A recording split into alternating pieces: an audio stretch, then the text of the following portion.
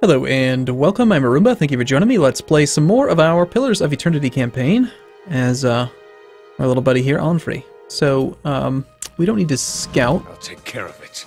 Let's just play on regular speed. We've got an archer, a sellsword, Urgiat. What's up, dude? He wears a twisted frown. I'm afraid I still can't find you residence here. Oh, we already talked to you. Go away. What's up, dude? Speak to him. Ah. Keep out of trouble. I used to be an adventurer like you. Alright, Eder. Were you looking for someone in that tree? I could introduce you. That sounds like you're gonna put me up there, huh? Strange way to talk about the dead? Half the town's up there now, seems like. No right way to talk about it. I'm looking for someone who can help me feel better. My condolences. Oh, what? Okay, well, I guess. Location discovered, the Temple of Aothus.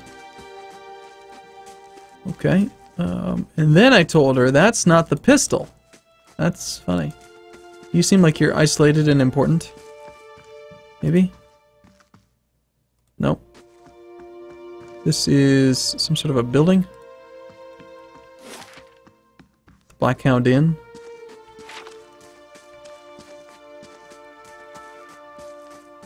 Now, some of you may be upset with me for not playing as quickly as you might, but I like to take my time and familiarize myself with my surroundings. Zlox the Usurper and Clink. Those look like special people. Alright, I guess we're going to talk to them. As you near, you feel a vibrant history contained in the essence of this man's soul. Voices from its past seem to call out to you. Hell yeah! You see a lone man standing in a field. He looks around, surveying the crops. Occasionally he bends to examine a leaf up close. He's intent on what he's doing, completely absorbed in his work. This man approaches him from behind. He moves slowly, but does nothing to mask his approach. In his hand he holds a large sword. There appears to be no malice or hatred in the man's demeanor. He almost seems pleased. The first man hears his approach and stands, turning away from the plant he was inspecting.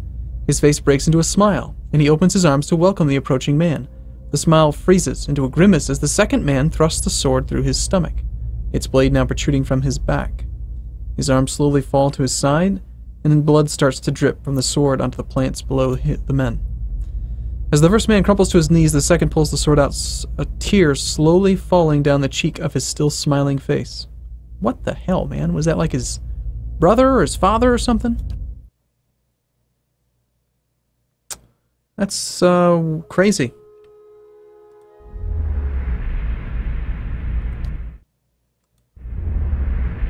As you step near, you feel a vibrant story contained in this man's soul as well. Clink. You see a small group of people gather around the ruins of a house. The destruction continues out of the single dwelling through the entire village. Not a single building still stands. Rubble is scattered everywhere. One of the men in the group leans over something in the debris. It is this man, younger, barely more than a boy. The man reaches out and shakes the boy by the shoulder. The boy makes no sound, does not respond to the man's disturbance. The man looks up at the other members of the group and shrugs, standing to rejoin his friends. The boy suddenly sits up, eyes wide. He scrabbles backwards, away from the group, looking around in horror. The group moves toward him in unison, eliciting a yelp from the boy, who tries to move farther away. A woman in the group puts out her hands, stopping the rest. She turns to them reproachfully, motions for them to stay, then looks at the boy on the ground, who is trying to push himself through what remains of a wall. He seems unaware he was even stopped. The woman slowly moves toward the boy, hands out, speaking in a low, calming tone. For a time, the boy doesn't even hear. He just closes his eyes and braces himself against the wall, expecting violence. Eventually, the woman's words work through the fear, and he hears her. He opens his tear-filled eyes and stares at her. She holds out a hand. He looks at it, seemingly confused by the offer, then hesitantly reaches out. Okay, well, I don't really know what that stuff's... What are we supposed to do with this information? What's in here? Okay, it's Aufra, kind of a similar name to my character. It's a fairly small little area that we're in. We found a cat. Kick the cat. What is it? Kick it. Turn into it. Can I just loot your stuff? Well, hold on. That one was red. It's red? I want to try something. Milk. Sugar.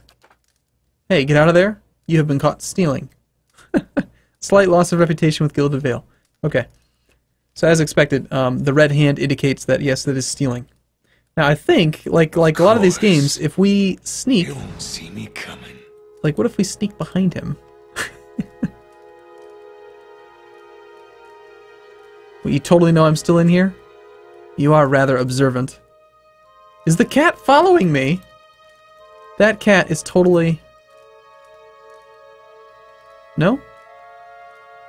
I could have sworn the cat was actually like, hey, what was that? And like, followed me over here. This worn, dog-eared book is titled Travels Upon the Sealed Glass Sea. A dire wooden woman is standing in front of the fireplace, humming a quiet tune to herself. Or perhaps to her unborn child, for she is clearly quite pregnant. Are you sure? She doesn't look very pregnant to me. She turns her head slightly as you enter. Hail, traveler. Well, finally, I was starting to think. The woman makes a startled noise when she turns around and sees you. Oh, I'm sorry, I was expecting someone else. Can I help you? Nice cat. Oh, thank you. She's a sweetheart. Keeps the house clear of mice, too. I just arrived from Gilded Vale. I thought I'd get to know the locals. Were you with one of the caravans? She looks at you hopefully. Master Odema's. I was. First off, I think we should find out a little bit more before we break the news. Why do you ask? My sister Kaliska, is traveling with one of the caravans. She sent a letter before she came. She was going to pay her way by working as a guard for the caravan master. She always was a tough one. I don't suppose you've seen her on the road. Or the caravan, perhaps. The caravan was attacked and we escaped, but Kaliska was caught in a bivouac. We want to be stoic or honest? I'd say we're an honest dwarf druid. Covers her mouth with a hand, eyes wide in horror. For a few moments, she can manage nothing but strangled, voiceless gasping, her eyes brimming with tears. I knew. I told her it was a dangerous path to take. She was always so certain she could take on any danger. My poor sister, I'm sorry, stranger, I just can't believe she's gone. If only I hadn't called her here. If I hadn't written to her, she might still be alive somewhere. Face crumples in a solitary tear. Drama. Solitary tear slides down her cheek. Quit your sniveling! How are you going to raise a child if you're this weak? Why did you send for her? I'm worried about the baby, about the legacy. I told Kaliska as much as I could, but all I know is for a long time every child born in Gilded Vale has been soulless, empty. It's happened to so many mothers, and Lord Raedric, he's exiled all of them, calling it a sign of God's disfavor. With my Hathort gone, I don't know how I'd managed if I lost my home, too. Kind wayfarers or gold-packed knights? Interesting. I hoped Kaliska could help me. They say Ragna, the old midwife, knows a way to prevent a child from being hollowborn. But she moved south to Anslog's Compass 2 seasons ago. The journey's too far for me. I can't make it as I am. But I don't have anyone else now with Kaliska gone. Can you help me? What a greedy thing to say. I think I'll think about it if I ever head that way. Sure, we'll take the missions. She blinks, eyes wide. You will? Oh, God bless you. Here, I'll give you a coin. I'll give you coin to pay her with. You needn't trouble yourself with that. I think it's a drink she fashions out of, well, I'm not sure. Gilded Vale, slight positive. Is what we call the lagoon to the south. You'll have to cross the wilds to get there. That's what keeps me from trying it myself. Thank you again, truly. You'll be saving us both. Unless, of course, you give birth to a soulless bastard. Literally a bastard. A fatherless child. Is there anything else we can talk about? Good day, stranger. Any chance you could tell me a few things about the Gilded Vale? What would you like to know? Whose lands are these? Okay. Alright. I have no more questions. Go away. Alright, yeah, I really enjoy this type of stuff in games like this.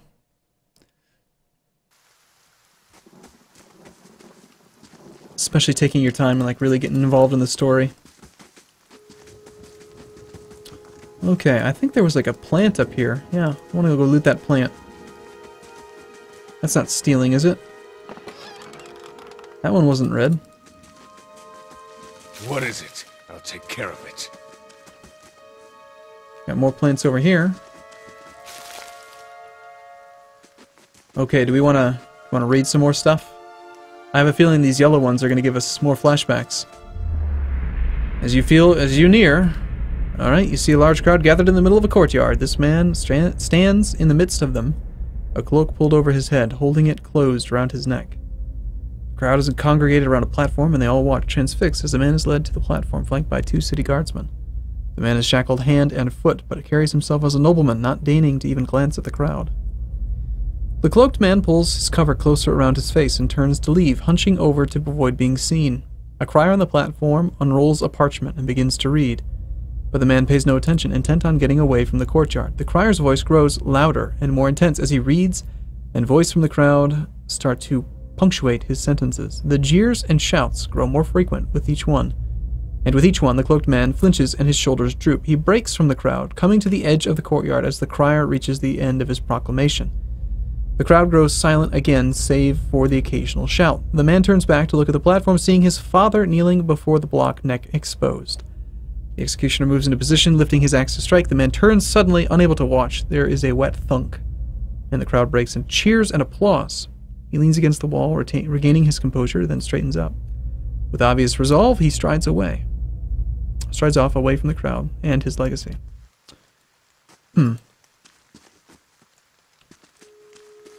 So I feel like I'm supposed to listen or like read all of these things. Wow, it's a little bit bigger map than I was expecting. Let's see what this guy one is. You see a pair of immaculately polished leather boots and an impeccably maintained goatee, their owner of a slightly hooked-nosed man with a wicked grin and narrow eyes. He bobs his feathered hat at a nearby merchant as he ambles by, a small piece of parchment held tight in his fist, ink staining his fair fingers. He seems to know most of the merchants in the market, stopping to engage some, nodding at others, and even bartering for minor goods with a select few, always smiling, laughing, and exchanging jibes. He approaches a heavy-set Aumau, smile plastered stiff across his face, and jokes about the weather. She jokes back, subtly palming him several gold coins. When he walks away, the paper in his hand is gone, and the smile of his face is far more genuine. He tips his cap at her, winking, and trundles off. So am I supposed to, like, be memorizing some of these names? Are they gonna kind of come up again in the future, do you think? Alright, so we went into Ofra's house. This one is accessible.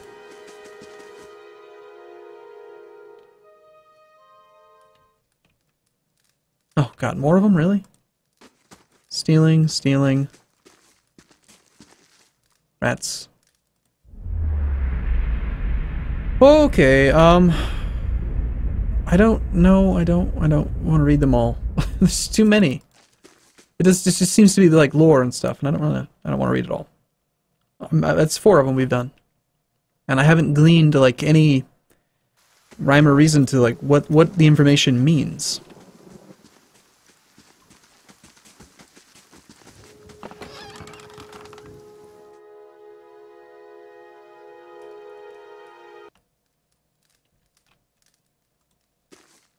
This man and woman appear to have been deep in conversation, working at closing 2 bulging satchels. They move to embrace until the woman notices your approach and pauses, her smile faltering a little. Hail and well met. Do you know this man, Naunton? He coughs. Yes, I think we met in the Vale Wood. I warned him about the bear. He inclines his head. Glad to see you've made it. Was there something else you wanted? You two seem to be in a hurry. You two are in good spirits for people who just lost a friend. That's unkind of you to say. I'm grieving my husband in my fashion. I'm only sorry I could not convince him to leave Gilded Vale before this happened. I'm relieved to be rid of this terrible place, that's all. It cost me the greater part of my life, and now my husband, I'm glad to be free of it. You seem to be in a hurry. We're packing for a trip. Is there anything you can tell me? Only that you'll want to be moving on as fast as you can.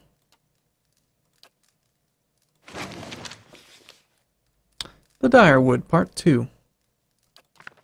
Well, if it's not thievery, I'll just be helping myself to your wares.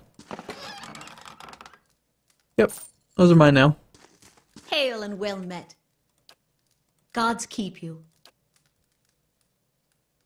Good day, stranger. I can't talk to Naunton? Okay.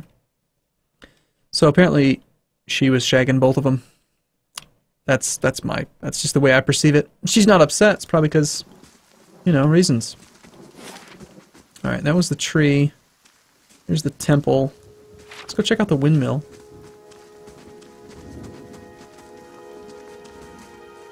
Okay, what's this all about? We know there's more grain in there, Trumbull. We won't settle for scraps while you go fat on our crops. A muffled shouting emerges. The first of you drunkards comes through that door, gets a shot between the eyes. Come away for now, lads. We'll be back, Trumbull. Investigate the feud. Task against the grain.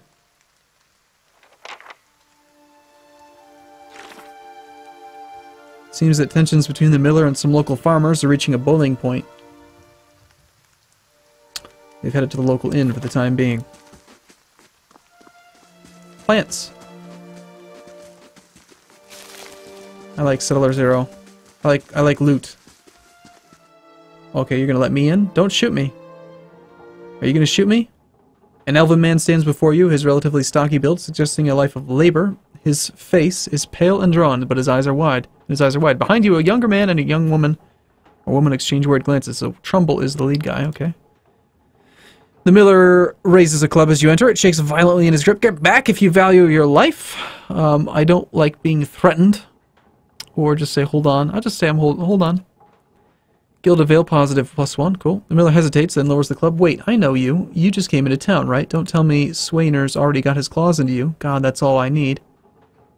My name is Henri. I thought you could use some help. Those people out there seem pretty angry. Sure. Really? He slides in relief. Hylia's tits. Could I use a friendly face? I like this guy.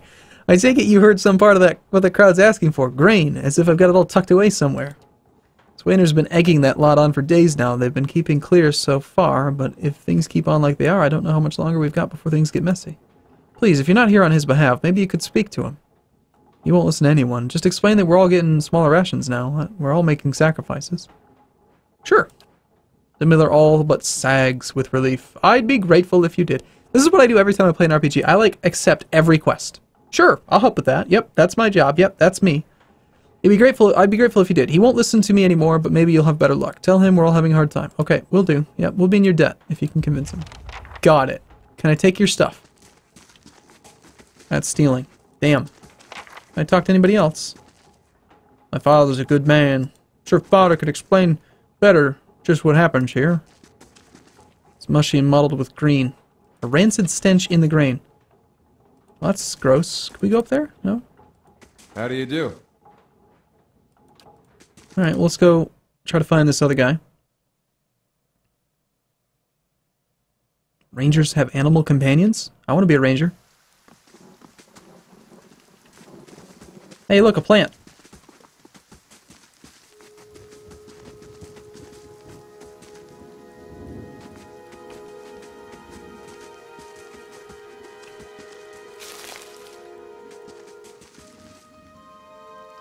Despite the rains, the stalks feel as dry and stiff as a locust's husk. Okay, so these are all exits from the city. We've barely done anything in this video, but I am still enjoying myself. Hopefully you are too. Hey, look, it's a cow. Moo! Moo at me. I'm assuming nondescript villagers can't be talked to, right? Yes, I did hear the bells.